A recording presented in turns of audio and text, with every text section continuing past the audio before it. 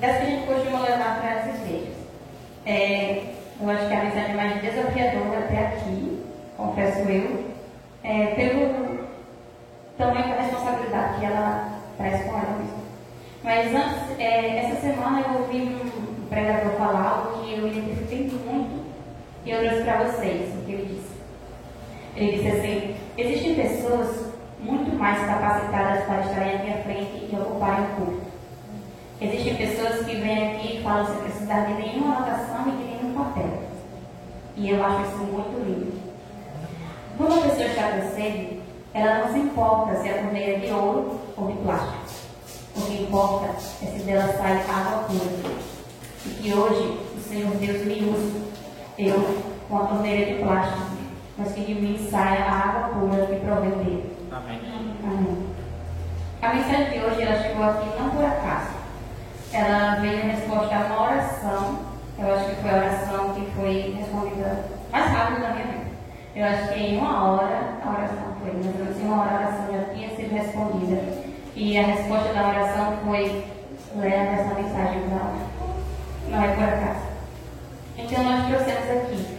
E o que será apresentado aqui são informações muito importantes e que devem ser levadas em consideração. E que nós possamos sair daqui hoje com mais clareza do que Deus espera de cada um de nós, e que haja edificação espiritual também em cada um de nós. Amém. Eu quero começar com algumas perguntas. Vocês não precisam responder, mas que vocês possam meditar. Vocês acreditam que tudo que Deus pede para nós fazermos é para nosso bem? Se Deus te desse orientações exatas sobre um determinado assunto, você iria ouvir? Se vem dele, com toda certeza, o melhor para cada um de nós mesmos. Vocês creem que Ellen White foi levantada por Deus para ser uma mensageira especial, uma profetisa, para trazer a nossa ficção de volta às Sagradas Escrituras e assim nos ajudar a nos prepararmos para a segunda vinda de Cristo? Eu creio. Primeiro eu quero que vocês prestem atenção em uma coisa que eu descobri, e eu quero que vocês entendam também assim como eu entendi.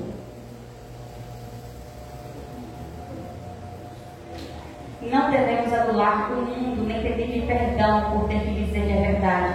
Devemos desprezar toda dissimulação. Arvorai a vossa bandeira para pelejar pela causa dos homens e dos anjos. Entenda-se que os adventistas do sétimo dia não devem fazer acordos.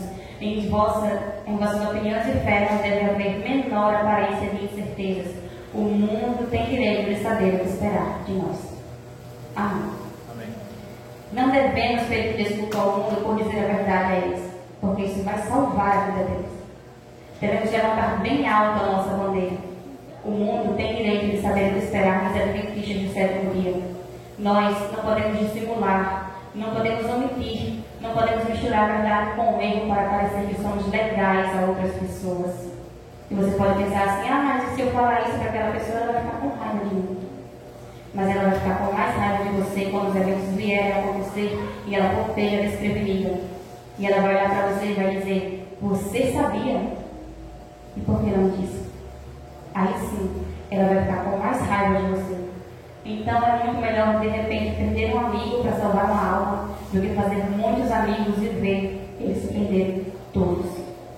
Nós não devemos pedir desculpa às pessoas por dizer a verdade a elas. Temos que dizer do jeito certo, no momento certo, com as palavras certas, mas sem omitir a verdade. Hoje nós vamos falar sobre reverência.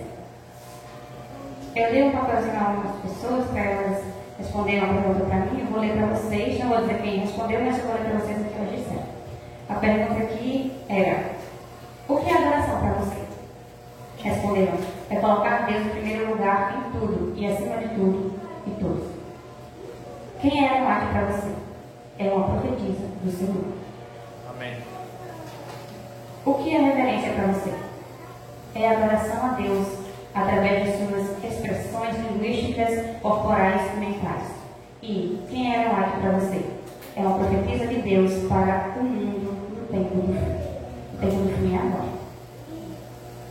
O que é reverência para você? Responderam: respeito e consideração profunda por alguém ou algo. Quem é Ellen White para você?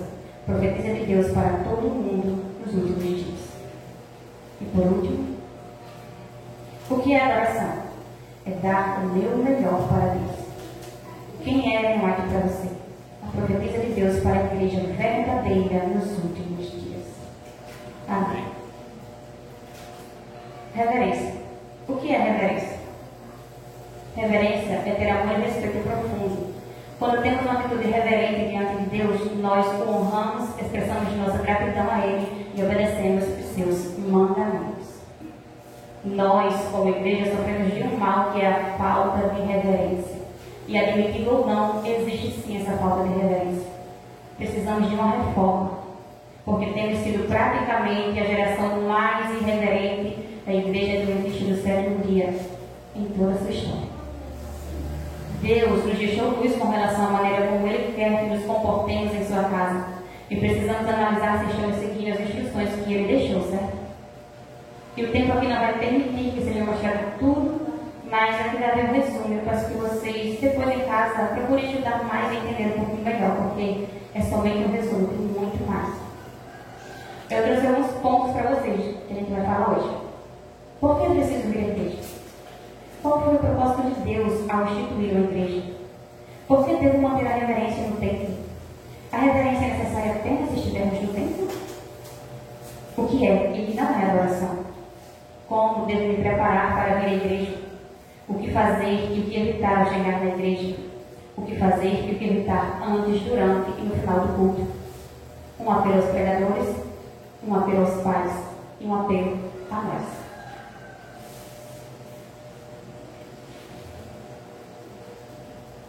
Nós podemos adorar a Deus em nossa casa?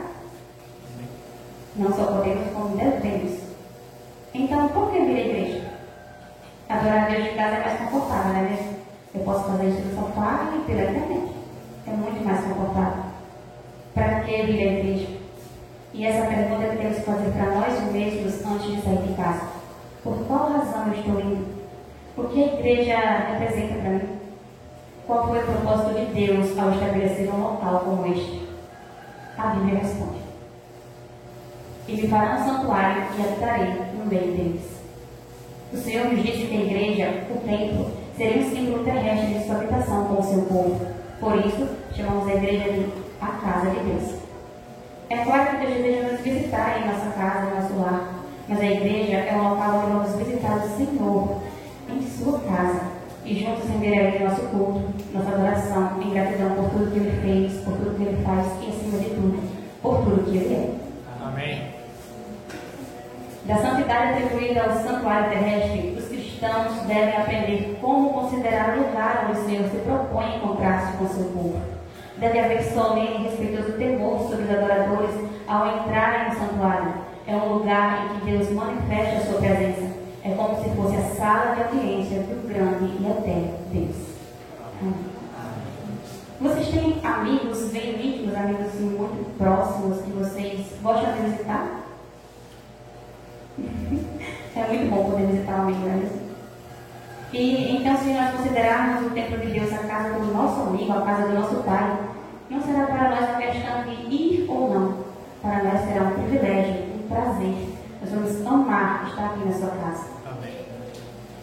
Por que vem à igreja? Eu venho à igreja para assistir ao culto ou para oferecer um culto? Existe uma diferença muito grande.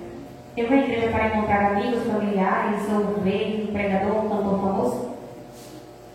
É ótimo assistir a um bom culto, mas tenho que lembrar que o culto não é para mim. Portanto, não é a mim que ele tem que agradar. E também é ótimo encontrar amigos na igreja, mas os amigos não devem ser a razão, devem ser o motivo pelo qual eu venho à igreja. Temos que ter consciência de que estamos aqui para oferecer nossa adoração ao Senhor. E se o meu objetivo é vir à igreja para assistir um culto, ele tem que me agradar, não é mesmo? E se ele não me agradar, eu vou embora. E se eu venho aqui somente para encontrar os amigos, então quando eles não vierem, eu não terei motivos para vir, certo? Muitas vezes a falta de reverência não é um problema, é somente um sintoma. O sintoma e o problema é a nossa falta de conceito sobre o que é adoração. Mas muitas vezes não sabemos o que é adoração. Reverência ou falta de reverência? Alguns pensam que a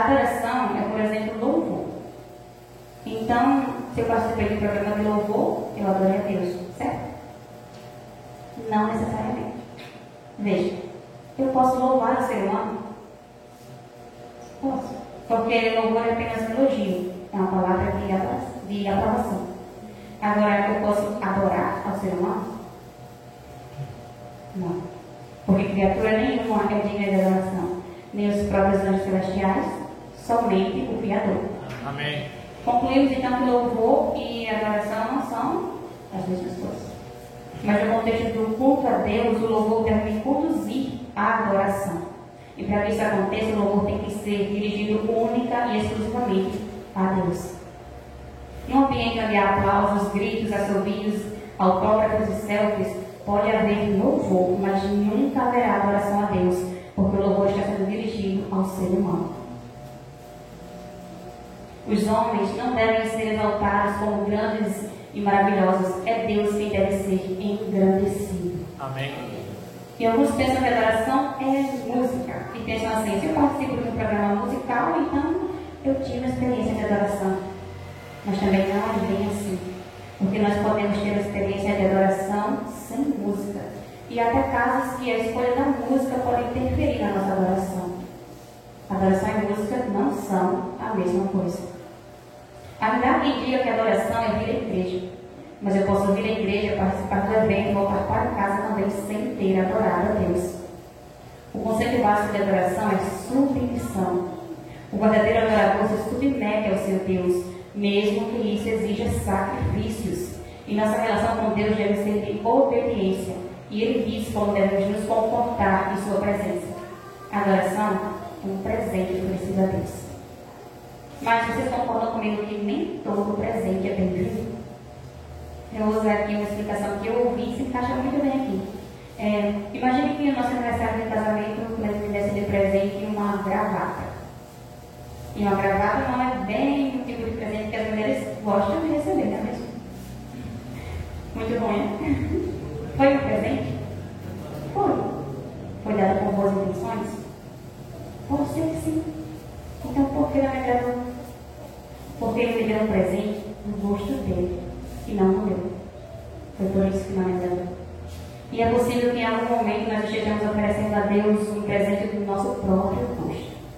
Será que nós estamos oferecendo a Deus um presente que nós mesmos gostamos ou que outras pessoas gostam, mas Deus não? Pense nisso. Afinal, como Deus quer ser adorado? Como devemos nos aproximar dele? Como deve ser nosso comportamento em sua presença e principalmente em sua casa? Precisamos nos corrigir em muitos pontos, mas para que haja correção, nós precisamos saber em que estamos errando e como agir corretamente, certo? A humildade e a reverência devem caracterizar o comportamento de todos os que vão à presença de Deus. Em nome de Jesus, podemos ir perante Ele com confiança. Não devemos, porém, aproximar-nos dele com ousadia presunçosa, como se ele estivesse no mesmo nível que nós. Aos que se dirigem ao grande, todo-poderoso e santo Deus, como se se dirigissem a um igual ou mesmo inferior. Aos que se portam em sua casa conforme não imaginariam fazer na sala de audiência de um governador terrestre. A humildade é uma característica essencial quando vou à presença de Deus. Temos que reconhecer a nossa posição e reconhecer que Ele é Deus. Ele é nosso Pai, mas acima de tudo, Ele é Deus. Ele é nosso amigo, mas acima de tudo, Ele é Deus. Amém. Ele não está e não estará no mesmo nível que nós. Deus, é o grande Eu Sou, e nós devemos honrá-lo e respeitá-lo como tal. Reflita, qual tem sido o meu comportamento na presença de Deus Santo? Como me refiro ao seu nome, quando prego, quando oro, quando falo? Tenho tratado o Todo-Poderoso como qualquer, como alguém que está no mesmo nível que eu? Tenho usado o nome santo de Deus de maneira leviana, em brincadeirinhas e piadinhas? Tenho me comportado na sua casa como se estivesse no meu sofá? Nossas igrejas precisam ser instruídas para manifestar mais elevado respeito e reverência para com as coisas sagradas do culto a Deus. E quem vai nos instruir? O próprio Deus responde. Abra sua Bíblia lá em Salmos, capítulo 32, verso 8. Salmo 32, 8.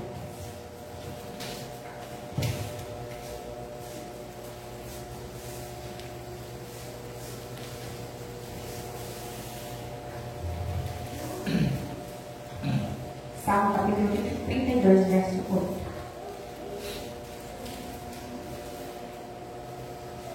Amém? Oremos. Bondoso Deus, amado Pai, te agradecemos por termos a oportunidade, Pai, de estar com tua palavra em mãos. Te peço, Senhor, que nos ajude para que nós venhamos fazer bom proveito delas. Em nome de Jesus. Amém. Amém. Salmo 32, verso 8 diz assim: Instruir-te-ei e te ensinarei o caminho que deves seguir, e sob as minhas vistas te darei conselho. Amém? Amém. Amém. Não podemos adorar a Deus da maneira que desejamos ou da maneira que nos agrada. A espontaneidade tem sim limites, e esses limites são estabelecidos pelo próprio Deus. O povo adotou muitos dos costumes de seus vizinhos gentílicos e assim sacrificou em grande proporção seu próprio caráter peculiar e santo. Gradualmente perderam sua reverência para com Deus. Por copiar e misturar costumes e gostos do mundo, no culto a Deus, nós perdemos a reverência. Não precisamos consultar a moda ou o gosto do mundo e muito menos copiá-los. Deus já determinou a nossa maneira de viver e de adorá-lo. Amém. Abra agora sua Bíblia em Hebreus, capítulo 12, versos 28 e 29.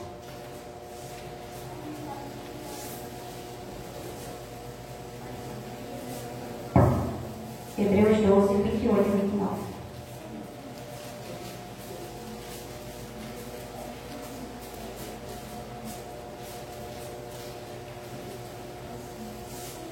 Amém? Amém.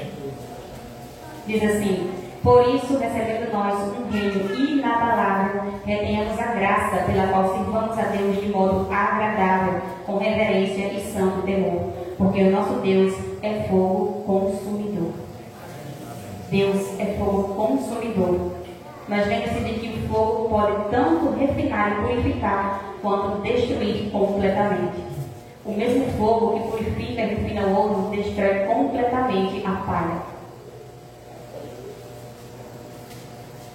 Para o pecado, onde quer que se encontre, nosso Deus é um fogo consumidor. O Espírito de Deus consumirá o pecado em todos quantos se submeterem a seu poder. Se os homens, porém, se apegarem ao pecado, ficarão com ele identificados. Então, a glória de Deus que destrói o pecado tem que destruí-los. E o mesmo pode ser visto na experiência do povo de Israel lá no Monte Sinai, quando o Senhor desceu para falar com Moisés e o Monte Sinai fumegava, porque o Senhor desceu sobre ele em fogo. Subiu uma fumaça como de fornalha e o monte tremia. E o povo ficou com medo, porque o fogo poderia destruí-los na mesma hora, se eles não obedecessem e seguissem as orientações dadas por Deus. Mas a intenção de Deus não era assustar, mas sim mostrar ao povo, para que eles tivessem ideia da grandeza dele e seu poder, para que eles pudessem ter respeito e reverência. Se seguissem as orientações de Deus, o povo seria abençoado e santificado. Se desobedecessem, seriam destruídos. Mas isso não seria tirania? É como se Deus dissesse assim: se me obedecerem, vivem. Se me desobedecerem, morrem. Será que Deus é assim? Na verdade, é simples de entender isso. Olha só. Imagine que um pai chega para o seu filho pequeno e diz assim: filho, está vendo aquele frasco ali? Esse frasco, ele está cheio de veneno, é mortal. Não beba aquele líquido, fique longe dessa garrafa. Se você me obedecer, vai viver. Se me desobedecer, vai morrer. Esse pai parece um tirano para você? Ele parece ser um pai bom? É claro que não. E o mesmo acontece com relação a Deus, com relação às orientações que Ele nos dá. Não é que Ele deseja nos destruir porque desobedecemos, porque a nossa própria desobediência já traz consigo a destruição como consequência. E as ordens de Deus têm como objetivo nos proteger da destruição. É por isso que Ele nos disse que está lá em Deuteronômio, capítulo 30, verso 19. Abra sua Bíblia agora em Deuteronômio, capítulo 30, verso 19.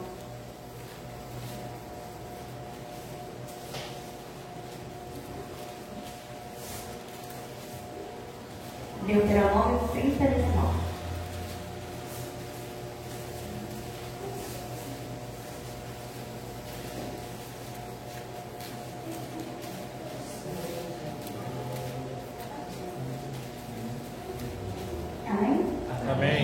Diz assim: os céus e a terra tomam hoje por testemunhas contra ti, que te propus a vida e a morte, a bênção e a maldição. Escolhe, pois, a vida para que vivas tu e a tua descendência. Amém. Deus nos dá uma ordem: escolha a vida. Mas se nós desobedecermos, naturalmente estamos escolhendo a morte. E o que é que teremos como resultado? A morte. Foi Deus que quis nos matar? Não. Fomos nós mesmos que escolhemos e Ele respeitou a nossa escolha. E isso se chama livre-arbítrio. Cada um de nós pode escolher seguir ou não as orientações de Deus. Porém, ignorar ou desprezar as instruções dadas por Ele é colocar a vida eterna em risco. E mais do que isso, é escolher a morte eterna. Deus deu ao seu povo na antiguidade regras precisas e exatas sobre a ordem. Porventura, teria mudado? Não. Deus não mudou. A mesma ordem de essência que existia antes deve ser de hoje. Se o Deus que fez o Monte Sinai fumegar é o mesmo de hoje, por que nós vivemos como se Ele não quisesse reverência? Porque agir como se Ele nem estivesse aqui. Ele nunca muda. Nós é que mudamos. Temos nos distanciado de tal maneira da verdade que muitas instruções nem são conhecidas. Houve uma grande mudança, não para melhor, mas para pior, nos hábitos e costumes do povo com relação ao culto religioso. A reverência que o povo antigamente revelava para com o santuário onde se encontrava com Deus em serviço santo quase deixou de existir completamente. É um fato deplorável que a reverência na casa de Deus esteja quase extinta. É uma triste realidade, mas reflita, essa é uma realidade na sua vida? Ainda estamos no tempo da graça e ainda dá tempo de corrigir tudo isso, amém? Amém. Porque por melhores que sejam as pregações, por melhores que sejam as músicas e por melhores que sejam os equipamentos, se nós não seguirmos as orientações de Deus, de que adianta? De nada. E corremos o risco de voltarmos para casa crendo que adoramos a Deus, quando na verdade adoramos a nós mesmos ou as outras pessoas. Por causa de sua irreverência na atitude, no traje e comportamento e sua falta de verdadeiro espírito de devoção, Deus muitas vezes tem afastado o seu rosto dos que se achavam reunidos para o culto. Como é que Deus pode afastar o rosto de nós quando estamos unidos juntamente para adorar o seu nome? É simples. Se não demonstrarmos profunda reverência com o nome de Deus, com a sua casa, com o culto ao Senhor, Ele simplesmente não vai aceitar a nossa oferta. E eu posso receber bênção quando Deus afasta o seu rosto de mim? Claro que não. Como seria triste ouvir o que o Senhor falou para o povo de Israel no passado. Que Ele falou para eles lá em Isaías capítulo 1, versos do 11 ao 14. Abra sua Bíblia. Isaías 1, do 11 ao 14.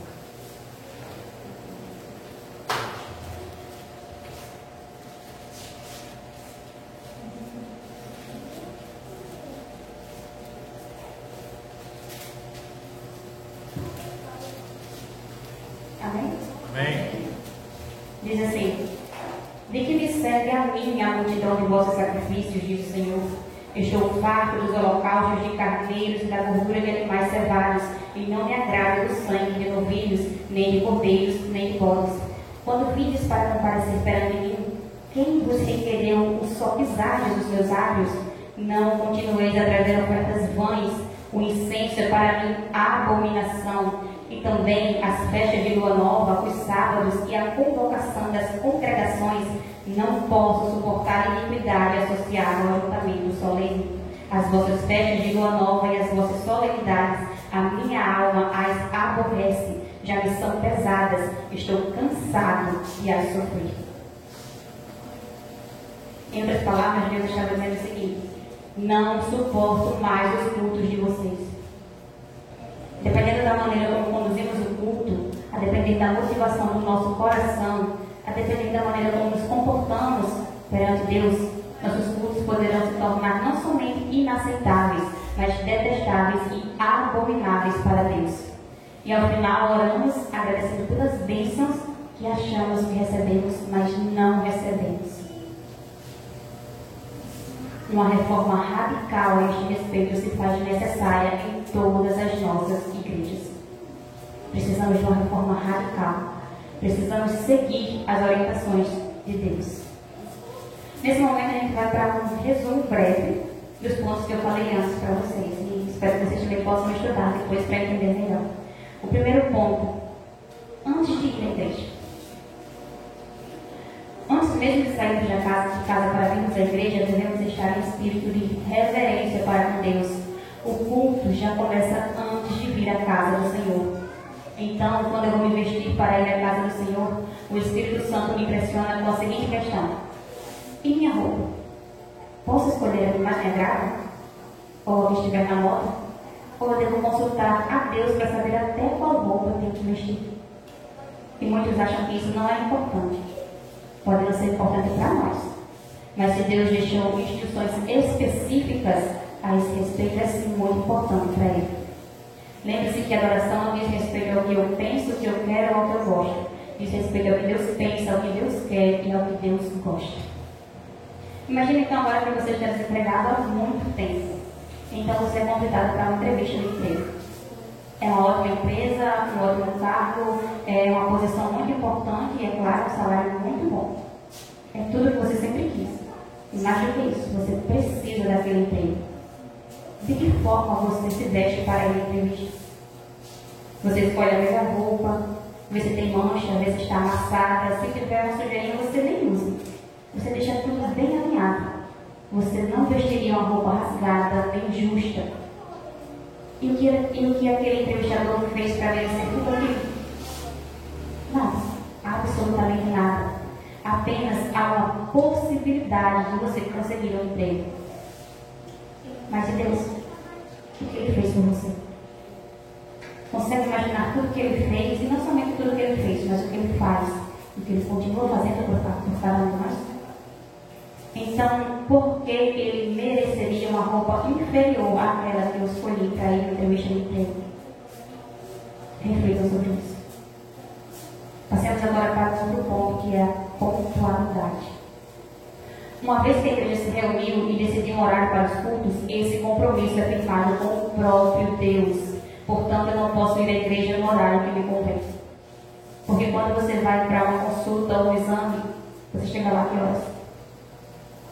Se você trabalha, o seu expediente começa às 7 horas, você chega lá que horas? Aquelas pessoas que vão fazer a prova, o exame do Enem, chegam lá que horas? Se para as coisas do mundo somos tão pontuais, porque com Deus queremos fazer de qualquer jeito? É uma triste falha o fato de muitos estarem sempre atrasados em relação ao tempo no sábado pela manhã. São muito cuidadosos em seu tempo particular e não se permitem perder uma só hora sequer. Mas o tempo do Senhor, o único dia dos 7 que Ele reivindica como seu, uma boa parte dissipada em virtude de levantar-se tarde pela manhã. Estão desta forma roubando a Deus, tendo tudo preparado na véspera e vindo prontamente para a escola sabatina e culto. E assim não apenas beneficiareis os outros, mas recebereis ricas bênçãos. A pontualidade na causa e obra de Deus são altamente essenciais. Amém. As bênçãos de Deus são condicionais. O homem diz que a pontualidade não é importante, mas Deus diz sim que a pontualidade é altamente importante. E alguns vão dizer assim: isso é algo tão pequeno. Que diferença faz vir à igreja às 9h15? E realmente é algo muito, muito pequeno. E se não conseguimos ser fiéis a Deus em algo tão pequeno, seremos fiéis a Ele nas grandes decisões e provas que virão? Pense nisso. Aquele que não é fiel no mínimo, jamais será fiel no muito. Deus nos pede tão pouco. Ele não está pedindo para entrarmos no Coliseu cheio de leões, nem para sermos queimados vivos. Ele não está pedindo para irmos para as guilhotinas. Ele só está pedindo para usarmos uma roupa decente e sermos pontuais no culto. É pedir muito para você? Pense nisso. Vamos agora para outro ponto. O comportamento. Como devo me comportar na casa de Deus? Quando entramos aqui, devemos nos lembrar de que este não é um lugar qualquer. Devemos entrar aqui com temor, respeito e a máxima reverência. Quando os crentes penetram na casa de culto, devem guardar a devida compostura e tomar seu lugar silenciosamente. Entrar na igreja silenciosamente. Precisamos ou não de uma reforma nesse aspecto? Sim, enorme. Silêncio na casa de Deus é importante. E depois que eu entrei aqui, enquanto o culto não começa, eu posso aproveitar para colocar a conversa em dia, mexer no celular ou talvez mandar até uma mensagem? Não. Este tempo deveria ser para oração pessoal. E se tudo for feito com antecedência e organização, vejam, antecedência e organização. Precisamos de uma reforma também a esse respeito. Se for feito com antecedência e organização, todos podem desfrutar desse momento com Deus. E quando der o horário de iniciar o culto, comece. E não se preocupe se a igreja estiver vazia, porque o nosso compromisso não são com as pessoas, nosso compromisso é com Deus e Ele já se faz presente. Amém. Ao contrário de nós, Deus é altamente pontual. No livro Conselhos sobre Escola Sabatina diz assim: se houver alguém atrasado meia hora ou mesmo 15 minutos, não espere por eles. E como devemos nos comportar na hora da pregação? Na hora que a palavra de Deus está sendo aberta? Veja, quando a palavra é exposta, deveis lembrar-nos, irmãos, de que a voz de Deus que vos está falando por meio de seu servo, escutai com atenção. Não duvideis nessa hora, porque assim fazendo é possível escapar nesse momento justamente as palavras que mais necessitais ouvir. Palavras que, atendidas, vos livrariam de enveredar por algum caminho errado. Quando ela vai falar e nos adverte para que não durmamos, ela não se refere somente a cochilar, porque cochilar já é uma falta de respeito muito grande com o nosso Deus. Mas ela também está falando de estarmos desatentos. No momento da pregação, não devemos nos distrair, nem conversar, nem mesmo mexer no celular, porque pode ser que nesse exato momento seja falado algo que poderia te ajudar e te livrar de entrar por um caminho errado. E Satanás tem a capacidade de nos distrair justamente no momento que mais deveríamos estar atentos para ouvir. Moços e moças revelam tão pouco respeito pela casa de Deus que se entretêm a conversar durante a pregação. Se eles pudessem perceber os anjos que os estão observando e anotando o seu procedimento, corariam de vergonha e aborreceriam a si próprios. Nós não podemos ver os anjos, mas eles estão observando tudo. Imagina como eles se sentem quando estamos nos comportando mal aqui na casa de Deus. Eu acredito que eles olham para nós e dizem assim: não faça isso, não se comporte dessa maneira perante o Senhor. Você não faz ideia de quem Ele é. Nós não fazemos ideia de quem Ele é. Estou alarmada ao ver crianças e jovens, filhos de pais religiosos, tão descuidados da ordem e decência que devem ser observados na casa de Deus. Enquanto os servos de Deus apresentam ao povo as palavras de vida, alguns estão lendo, outros cochichando e rindo. As crianças são muitas vezes encontradas em grupos afastadas dos pais que deveriam tomar conta delas. E embora se encontrem na presença de Deus, cujos olhos sobre elas repousam, põem-se a cochichar e a rir, portando-se inconvenientemente e mostrando-se desrespeitosas e desatentas. Deus vê todo pensamento ou ato irreverente, e este é registrado nos livros dos céus. Nada está escondido dos seus olhos perscrutadores. Muitas vezes, quando estão sendo transmitidas as mensagens urgentes de vida ou morte, pessoas estão cochichando, cochilando, conversando, rindo, mexendo no celular e ficam entrando e saindo da igreja a todo momento sem nenhum respeito com o dono da casa. É como se a mensagem não tivesse importância. Nós já fazemos ideia do quanto isso ofende a Deus. E além disso, é um péssimo exemplo para as visitas. E se você acha que isso é besteira, eu trouxe aqui uma situação vivida por um pregador irmão nosso. E ele contou que ele pregava sobre adoração na igreja. E ele disse que uma mulher levantou a mão e pediu para falar. E ele permitiu que ela falasse. E ela disse assim: eu não sou adventista, mas eu admiro muito vocês. É tanto que estou hoje aqui. Mas existe uma coisa que ainda me impede de me tornar uma adventista. Há algum tempo fui visitar a igreja de vocês e um pregador falou sobre Ellen White, falou sobre o sábado, e eu achei tudo ótimo. Não tenho nenhum problema com isso.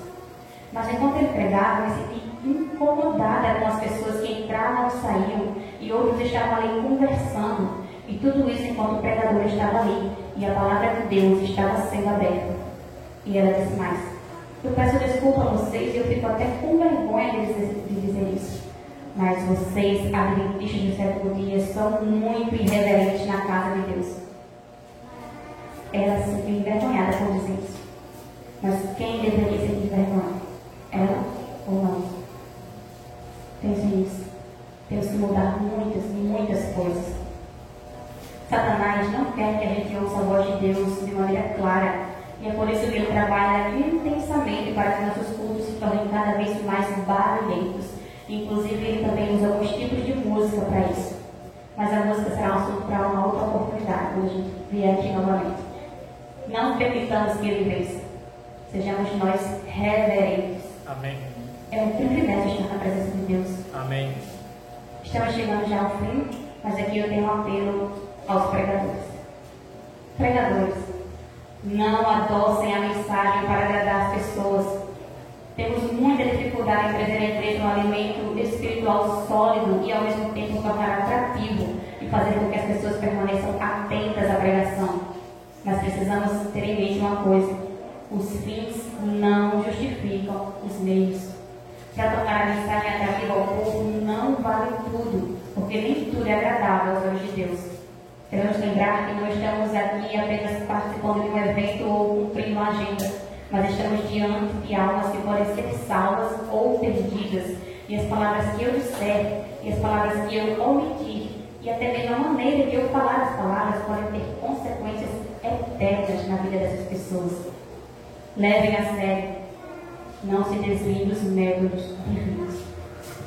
Temos uma mensagem de vida ou morte a pregar. Não brinque no púlpito.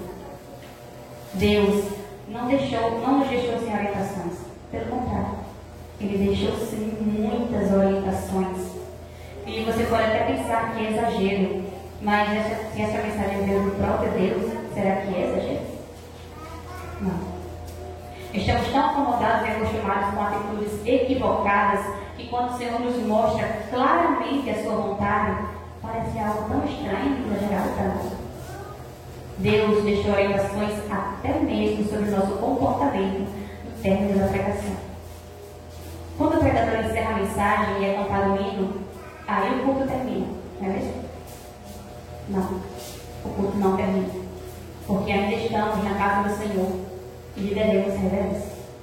Muitas vezes, logo após o último hino, a igreja se transforma em um lugar de tumulto e as pessoas riem, conversam e as crianças começam a correr de um lado para o outro, como se estivessem dizendo assim: ufa, até que enfim o culto acabou.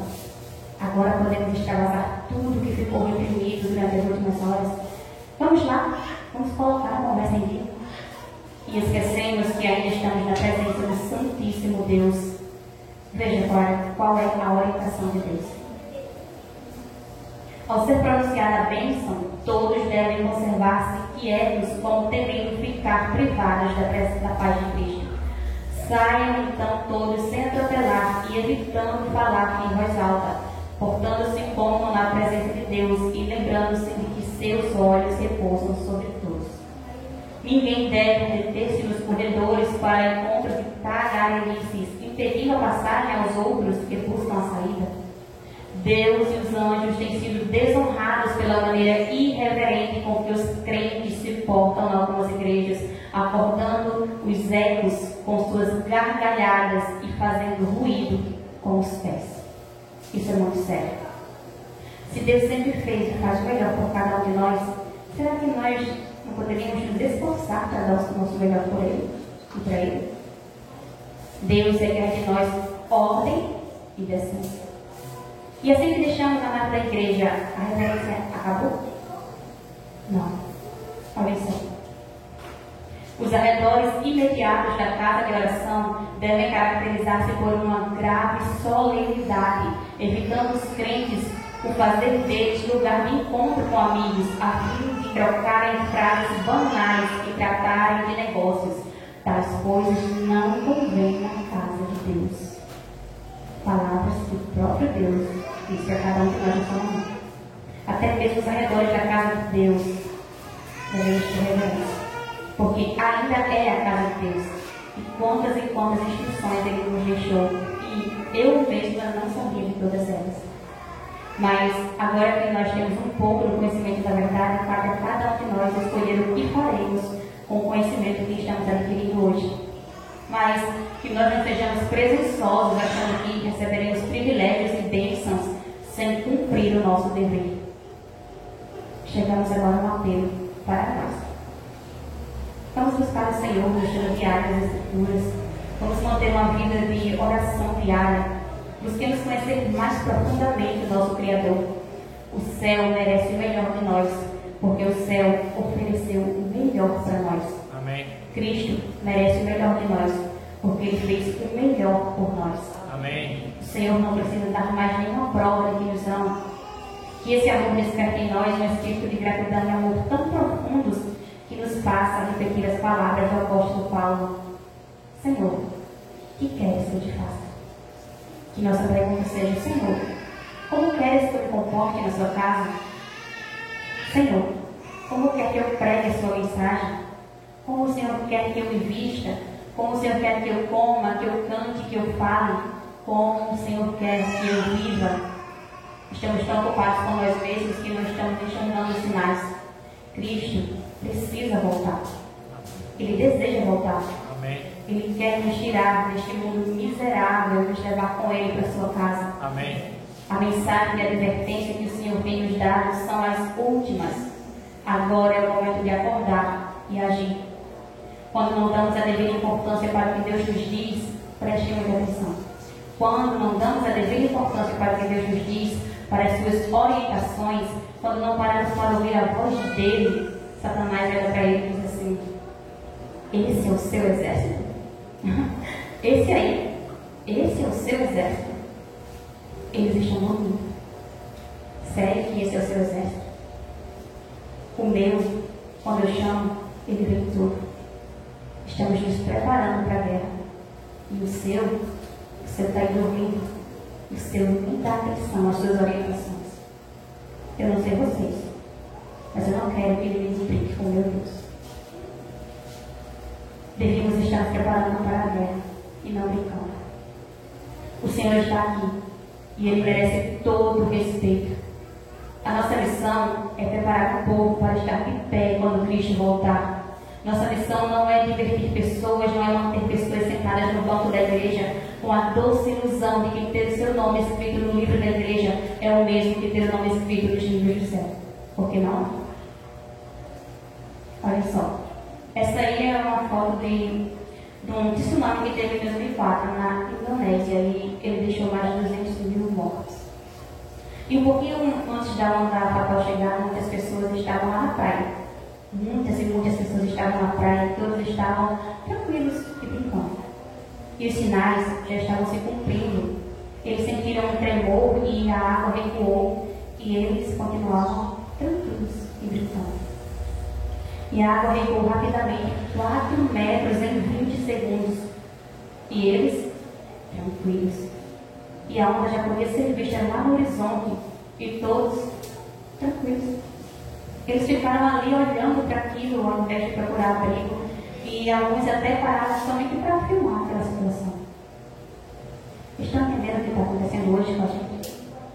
A onda fatal já está chegando. Os sinais já estão se cumprindo e as pessoas estão tranquilas. A onda fatal já pode ser vista e o povo dormindo. E durante esse acontecimento, um rapaz que estava lá disse assim: é que nós não fazíamos ideia do que vinha por aí e de que nossas vidas estavam terminando. E o mesmo tem acontecido em nossas igrejas. Pessoas que não fazem ideia do que está chegando, não sabem que suas vidas correm perigo, portanto, como aquelas 200 mil pessoas serão tomadas despercebidas e morrerão, perderão a vida eterna. Não podemos continuar brincando enquanto a onda fatal está chegando. prepara-te, ó Israel, para te encontrares com o teu Deus. Deus sabe o que é melhor para nós. Em breve, nós estaremos todos reunidos naquele grande culto, não em casa, não na igreja, mas face a face com o Criador, na mansão celestial. Amém. Não é tempo de brincar, que a nossa reforma comece hoje, que a preparação comece hoje, porque amanhã pode sim ser tarde demais. Você pode ser muito melhor do que isso, certo? Deus espera que você dê o seu melhor para Ele. Oramos. Poderoso Deus, maravilhoso Pai, que agradecemos, Senhor, por tudo que o Senhor tem feito em nossas vidas. Quero te pedir, Senhor, que nos ajude com a nossa falta de reverência. Nos ajuda para que nós venhamos voltar nossos olhos para Ti, Senhor. Amém. Os sinais já estão se cumprindo e temos a certeza de que vencendo vem Jesus. Ele vem, Senhor, para levar os seus. Que nós venhamos, Senhor, desejar fazer parte dos seus. Amém. Mas que para que isso aconteça, Senhor, que haja uma reforma e um verdadeiro reavivamento em cada um de nós. Que nós não venhamos dormir enquanto a onda fatal já está se aproximando. Os dias são maus, Senhor. Mas também temos a certeza de que pior ainda vai ficar. E se não estivermos alicerçados em Cristo verdadeiramente, se não buscarmos ao Senhor enquanto ainda pode ser achado, será tarde demais para cada um de nós. Desperta o teu povo, Senhor. Tira ele desse estado de morridão e faz com que eles enxerguem, Pai, tudo o que está acontecendo ao seu redor, Pai. Amém. Por favor, Senhor, usa a cada um de nós para a tua honra e tua glória. Amém. Onde quer que nós estejamos, que sejamos um vaso de bênçãos para outras pessoas. Amém. E tenhamos, Senhor, e sintamos o desejo de nos encontrar com o Senhor na Canaã celestial, Senhor. Amém, Senhor. Que naquele grande dia, Pai, nós possamos estar todos de pé para receber o Rei dos Reis, Senhor dos Senhores.